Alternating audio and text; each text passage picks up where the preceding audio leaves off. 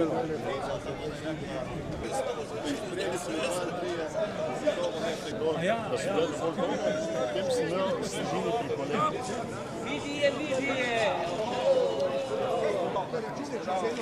ne more tako biti.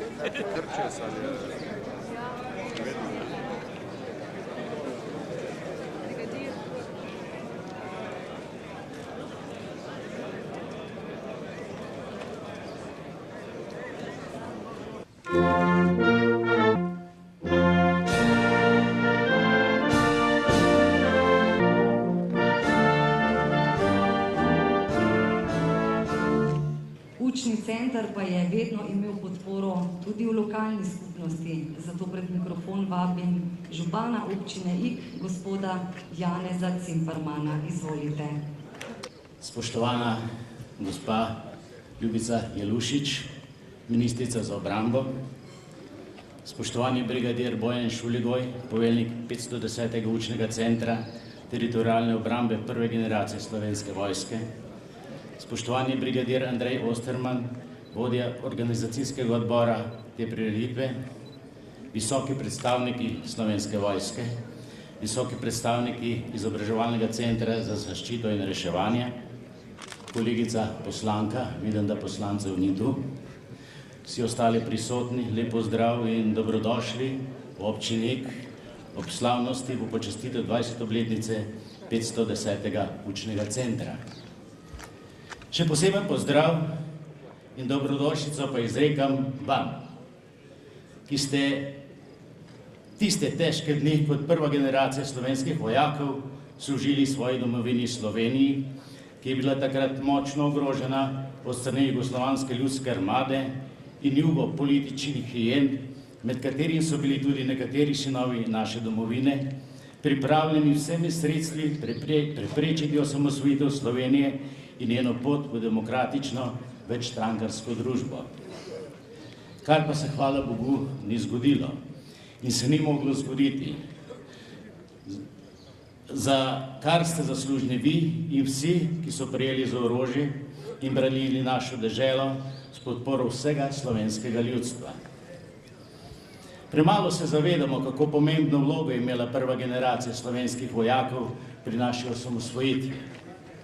Takratni minister za obrambo, gospod Janez Janša, je zapisal, citiram: "Vedno bo v zgodovini naroda pripadalo posebno mesto prvi generaciji slovenskih vojakov, ki v teh dneh izjemnih preizkušenj naše volje preverja nove programe, podzakonske in zakonske rešitve in nenazadnje sebe in nas." Konec citata. Spoštovani, zavedati se moramo, da je potrebno dati večjo pozornost in pomen prvi generaciji slovenskih vojakov, ki so bili vpoklicani v 510. učni center tu na Igu. Ni dovolj, da se te prve generacije spomnimo samo vsakih 5 let. Zato dajem pobudo in predlagam, da občina Ig prevzame pokroviteljstvo nad vsakoletno prireditvijo v spomin na to generacijo in takratne dogodke tu na Igu. Ni jim bilo lahko, kot neizkušenim in še neusposobljenim mladim fantom, zreti v oči sovražniku, ki je bil do zob oborožen in mnogo številčnejši. Zato Ižanci ne bomo dopustili, da gre njihov pogum in pogum njihovih starešin pozabo. Ponosni smo na njih, ponosni smo na vas. Hvala za vse, kar ste storili, da mi, naši otroci in naši vnuki živimo v svoji domovini.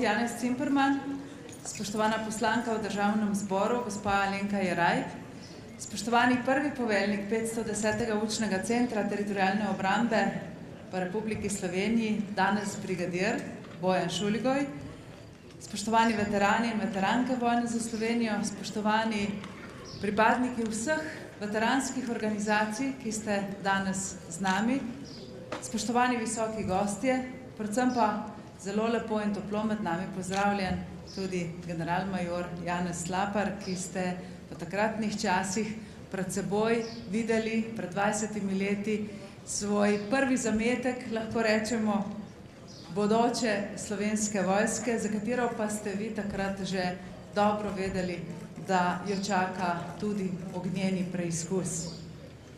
Moram reči, da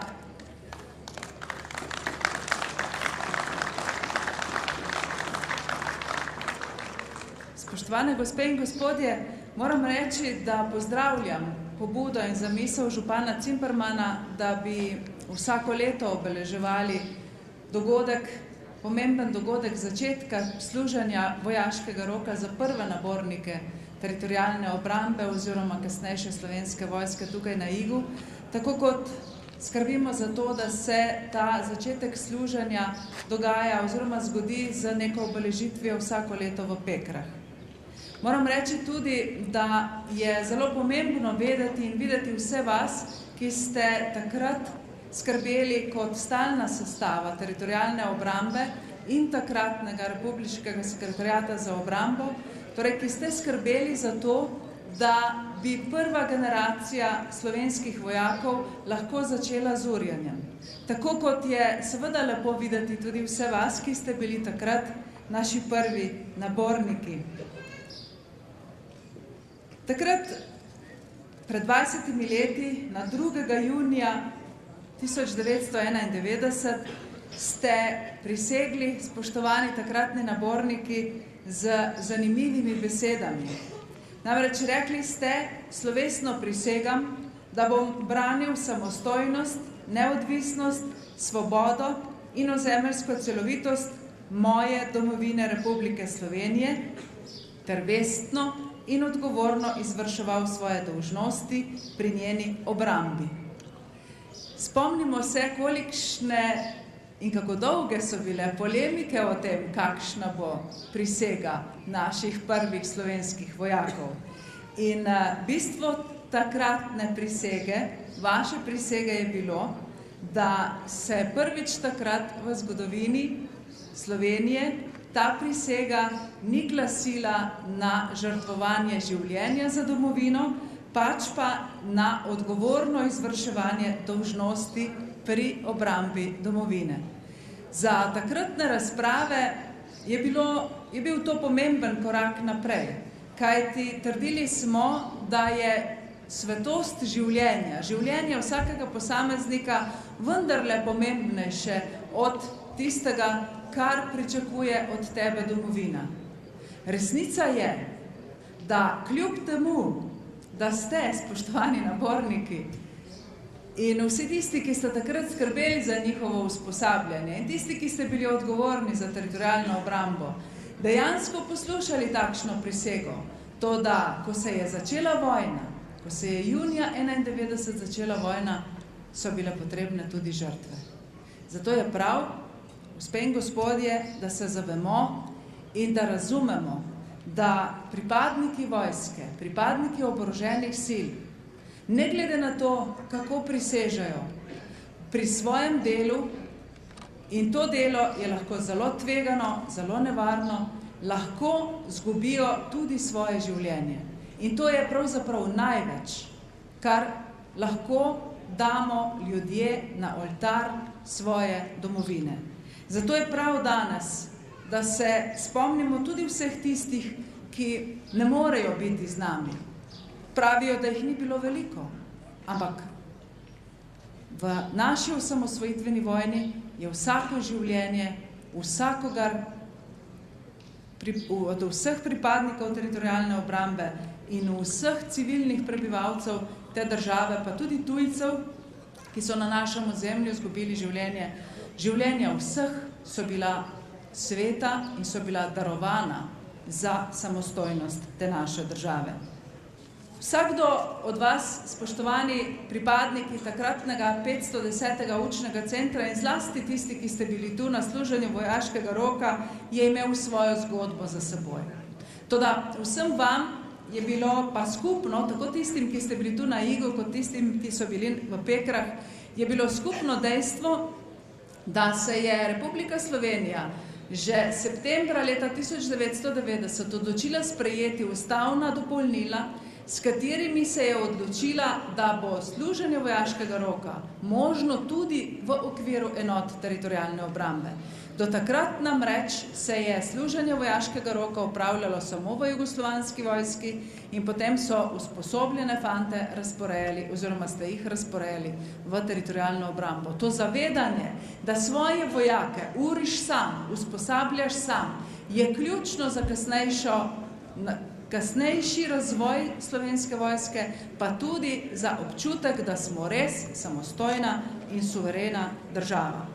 Tega se pravzaprav zavedamo šele v zadnjih letih, ko hodimo po svetu in spremljamo naše vojake in vojakinje, ko sodelujejo pri inštrukcijah in urjenju tujih vojska, zato da bi bile sposobne varovati svoje domovine. Mi lahko rečemo in ponosni smo na vse tiste vizionarje med nami danes tu, tudi nekateri stojite, na vse tiste vizionarje, ki ste razumeli, da se suverenost države gradi tako, da se jo začne delati za lastnimi vojaki. In to ste naredili, preden je vojna vihra zajela te naše kraje.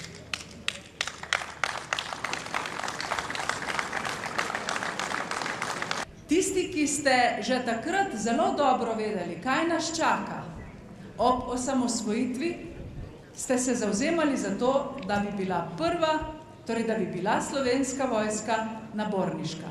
Imeli ste prav, kajti za spopad z agresijo in za kasnejše zavarovanje svoje države smo potrebovali veliko število, množico usposobljenih vojakov.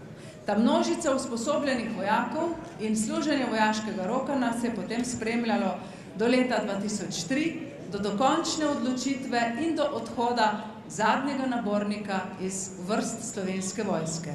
Od takrat dalje se Slovenska vojska popolnjuje s poklicnimi vojaki. Ampak to še vedno pomeni, da imamo vas, naše prve nabornike, v lepem spominu in seveda tudi v prepričanju, ohranjamo vas v prepričanju, da je bila takratna odločitev za služenje vojaškega roka pravšnja in da je vodila tudi k uspešni zmagi kasneje v osamosvojitveni vojni. Seveda, ta zmaga v osamosvojitveni vojni ni bila samo posledica delovanja teritorialne obrambe, ampak je bila posledica delovanja slovenske milice, mnogih pripadnikov civilne zaščite, civilne obrambe in našega civilnega prebivalstva, ki se je zavedalo, da je potrebno v takšnem projektu, kot je samostojna država, sodelovati z vsem, kar znaš in zmoreš. Gospe in gospodje, na ta današnji slavnostni dan naj izrečem na koncu še iskreno zahvalo vsem veteranom in veterankam vojne za Slovenijo, vsem tistim veteranom predhodnih vojn, ki ste tudi vlagali svoje zdravje in svoje življenja v bodočo samostojno Slovenijo, vsem tistim, ki ste tvegali, prišli na služenje vojaškega roka in vsem tistim, ki ste urili te fante in dekleta za bodočo Slovensko vojsko. Bili ste vizionarji, vedeli ste, s čim se boste soočili čez nekaj tednov in res se je zgodila vojna v juniju 1991 in zmagali ste v njej. Zato, ker ste vedeli, zakaj se borite, zakaj se pripravljate in ker ste imeli na svoji strani prebivalstvo Republike Slovenije. Prepričana sem, da bodo naši prebivalci ostali ob strani tako vojski kot sistemu zaščite in reševanja vselej tudi v prihodnosti. Velika hvala, ker ste prišli in veliko sreče še naprej. Zapojmo pisem kot le mladostjo sna,